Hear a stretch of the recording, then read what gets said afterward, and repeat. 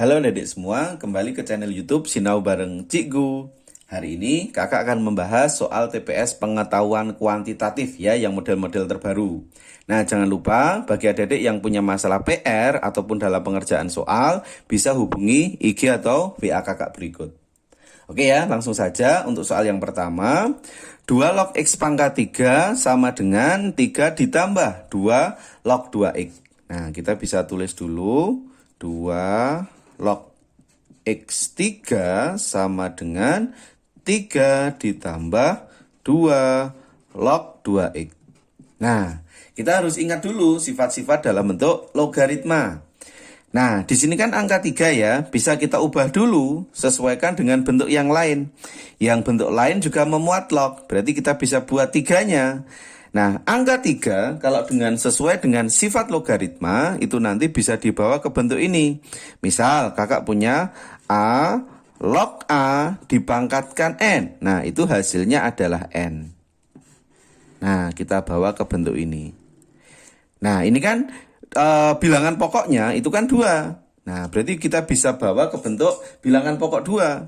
Nah, berarti angka 3-nya bisa dibawa ke bentuk 2 log 2 pangkat 3. Nah, bisa dipahami ya, sesuai dengan sifat logaritma ini yang kakak tuliskan.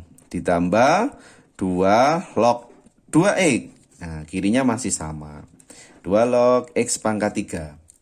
Yuk, gunakan sifat lagi. Nah, ada sifat apa nih dalam penjumlahan logaritma? Kalau ketemu A log B ditambah A log C. Nah, itu hasilnya adalah A log B dikali dengan C. Nah, seperti itu ya. Yuk, berarti kita bisa terapkan pada ini. Permasalahan di sini. Berarti 2 log berapa nih?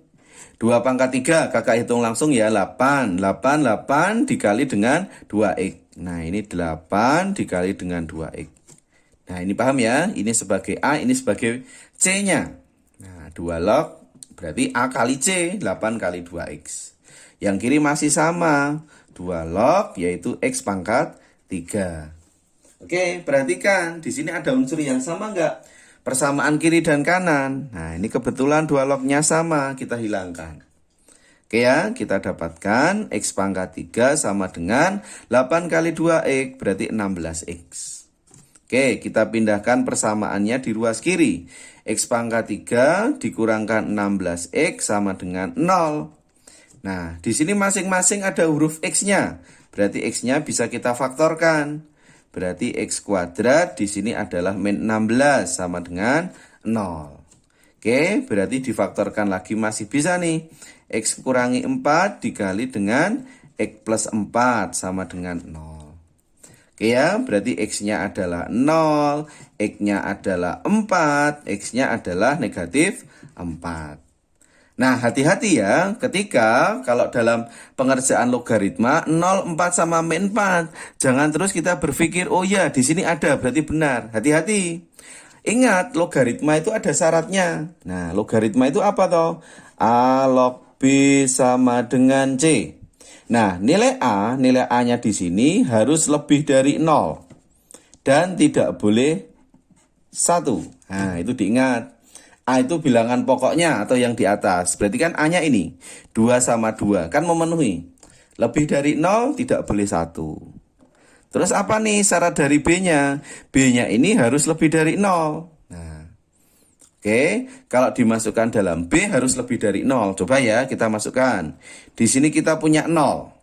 0 kita masukkan ke sini. 0 pangkat 3. 0 pangkat 3 berapa? 0. Nah, 0 pangkat 3, 0. Memenuhi sifat ini enggak?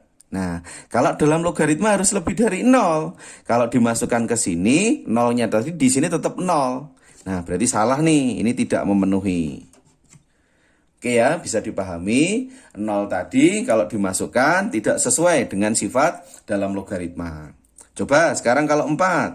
Yuk, 4 kita masukkan. 4 pangkat 3 berapa? 64 ya. Terus 2 kali 4, 2 kali 4, 8. Yang penting kan lebih dari 0 semua. Ini benar, ini memenuhi. Lah ini berarti benar. Nah, 4-nya benar. Terus coba kalau min 4. Min 4 pangkatnya 3, min 4 pangkat 3, berarti kan min 64. Nah, boleh nggak nih? Nggak boleh, karena harus positif. Berarti ini juga tidak memenuhi. Nah, pertanyaannya apa? Pernyataan yang benar ada berapa? Nah, ini pernyataan yang benar ada berapa? Ini kan cuma ada satu saja. Nah, cuma ada satu saja. Oke, berarti yang pernyataan benar itu kan cuma yang ini, ya, yang pernyataan 4 saja. Berarti yaitu apa? Pernyataan yang benar ada, nah ini satu saja, berarti jawabnya adalah yang B. Nah, ini menunjukkan ada berapa atau sejumlah berapa. Oke, yang benar cuma satu kemungkinan, yaitu pernyataan 4 saja. Kita lanjutkan untuk yang soal kedua, diketahui pola berikut 4, 7, 10 dan seterusnya. Kalau kita lihat polanya ya, 4 ke 7 itu adalah ditambah 3, 7 ke 10 juga ditambah dengan 3. Nah, berarti kita sebut sebagai barisan aritmatika. Nah, coba ya kita sambil ingat rumus dari barisan aritmatika. Barisan aritmatika untuk mencari UN itu sama dengan A ditambah N kurangi 1B. Betul ya? Nah, kita coba nanti cari dulu nilai UN-nya. Berapa nih nilai UN-nya? UN sama dengan A. A itu adalah suku awal. Nah, suku awalnya adalah 4. Ditambah N kurangi 1 dikali dengan beda. Nah, beda itu atau selisihnya. Selisihnya adalah 3. Oke ya, berarti bisa kita sederhanakan 4 ditambah N kali 3 berarti adalah 3N, min 1 kali 3 adalah min 3. Jadinya berapa nih? Yaitu 3N ditambah 1. Nah, ini UN-nya sudah kita dapat. Nah, sekarang tugas kita cek nih. Nah, cek dari masing-masing pernyataan. Yuk, coba pernyataan 1 kita cek. Suku ke-8 adalah 25. U8 sama dengan 25. Nah, ini benar atau salah nih? U8 berarti N-nya ganti 8. 3 kali 8, 24, tambah 1, 25. 25 sama dengan 25. Nah, sama nih. Berarti pernyataan 1 oke. Pernyataan 1 benar. Oke ya. Kalau 1 benar, otomatis dijamin apa? 3-nya nanti juga benar. Nah, berpasangan. 1 sama 3 berpasangan. Yo, pernyataan 2. Suku ke-5 ditambah dengan suku ke-9. U5 ditambah U9 adalah 2 kali suku ke-7 adalah 2 kalinya dari U7. Nah, kita cek benar atau salah nih. Oke, U5 ya. U5 kalau masuk berapa? 3 kali 5, 15. 15 tambah 1, 16. Terus U9, 3 sama 9. 3 kali 9, 27. Ditambah 1, 28. Oke, 2 kalinya U7. 3 kali 7, 21. 21. Tambah 1 berarti kan 22. Yo, dihitung 16 sama 28 berarti hasilnya adalah 44 sama dengan 44. Sama nih ruas kiri dan kanan, berarti benar. Nah, paham ya? Nah, ini pernyataan 3. Pernyataan 3 gak usah kita cek gak apa-apa, tapi untuk membuktikan kebenarannya gak masalah. Jumlah 10 suku berurutan adalah ganjil. Nah, jumlah 10 suku berurutan adalah ganjil. Nah, maksudnya apa nih? Nah, kalau pernyataan 3 ya ini kan berarti kan polanya 4, 7, 10, berarti tambah 3, 13, nah dan seterusnya. Nah, ini maksudnya apa nih? Jumlah 10 suku pertama, kita bisa logika. 4 itu genap. Nah, 7 itu adalah ganjil. Ini adalah genap. Ini adalah ganjil. Nah, dan seterusnya. Berarti artinya apa? Genap, ganjil, dan seterusnya. Nanti sampai pola ke 10. Nah, pola ke 10 ya. Berarti genap tambah ganjil sendiri berapa? Berarti kan ganjil. Nah, ganjil. Ini juga genap tambah ganjil, berarti berapa? Ganjil. Nah, berarti sama aja ganjil. Nanti jumlah 2 suku juga ganjil, dan seterusnya. Berarti ganjil sebanyak berapa kali? Nah, ini ganjil, ini juga ganjil. Nah, ini kalau kita bayangkan ya. Nah, ganjil sebanyak 5 kali. Berarti kalau bilangan ganjil kita tambahkan sebanyak 5 kali. Nah, berarti hasilnya apa? Ganjil. Nah, bisa dibayangkan ya, ganjil 5 kali itu berarti ganjil. Nah, kalau ganjilnya 4 kali berarti nanti genap.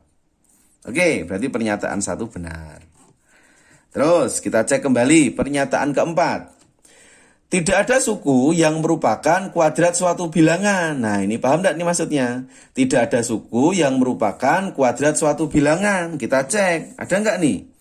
Nah, perhatikan angkanya. Loh, 4, 7, 10. 4 itu bilangan kuadrat bukan? Iya, kan 4 kan 2 kuadrat. Nah, tidak ada suku yang merupakan kuadrat suatu bilangan. Loh, ini kan ada.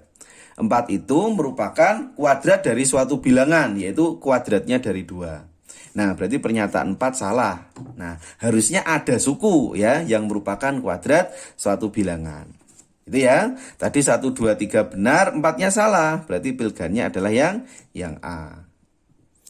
Oke, kita lanjutkan soal nomor 3. Peningkatan hasil panen buah per hari ya, ini peningkatan per hari. Peningkatan per hari.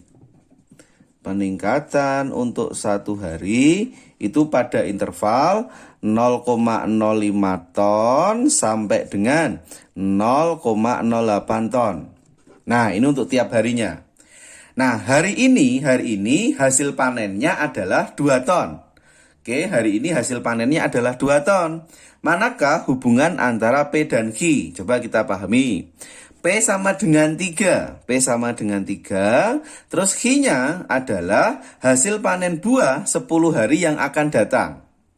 Nah, berarti kita cari dulu peningkatan untuk 10 hari. Nah, peningkatan 10 harinya berapa? Nah, karena kalau satu harinya sekian, berarti kalau 10 hari, kita kali aja nih dengan 10. Nah, berarti kalau dikali 10 berapa nih? Berarti menjadi 0,5 ton sampai 0,8 ton. Nah, ini untuk peningkatannya saja ya. Peningkatan selama 10 hari itu berkisar di sini. Nah, kalau kita lihat panennya tadi mula-mula berapa? Mula-mula adalah 2 ton. Berarti ini kita tambah dengan 2. Ini juga kita tambah dengan 2. Nah, berarti intervalnya jadi berapa nih? Berarti intervalnya nanti dari 2,5 ton sampai dengan 2,8 ton. Nah, bisa dipahami ya? Oke, ini tadi untuk Q-nya. Ini berarti sebagai nilai Q. Ya, nilai Q itu pada interval 2,5 sampai dengan 2,8. Oke, itu sebagai Q-nya. Terus kita bandingkan dengan P-nya tadi berapa? P-nya tadi adalah 3. Nah, apa nih yang bisa kita simpulkan? P-nya 3. Kalau P-nya 3, berarti selalu di atasnya Q enggak? Iya, P-nya 3 kan berarti selalu di atasnya Q. Berarti kalau selalu di atasnya Q, berarti bisa kita simpulkan nilai P yaitu lebih dari nilai P lebih dari Q. Oke ya, kita cek P lebih dari Q, berarti pilihannya adalah yang A. Nah, itu ya model-model soal dalam TPS kuantitatif. Nanti bisa dikembangkan model-model soal yang lain, bisa divariasi. Oke ya, jangan lupa video kakak Sinau Bareng Cikgu nanti bisa di like, share, dan subscribe. Ya, supaya kakak bisa semangat lagi dalam membuatkan video-video berikutnya. Oke, sukses selalu buat adik-adik semuanya.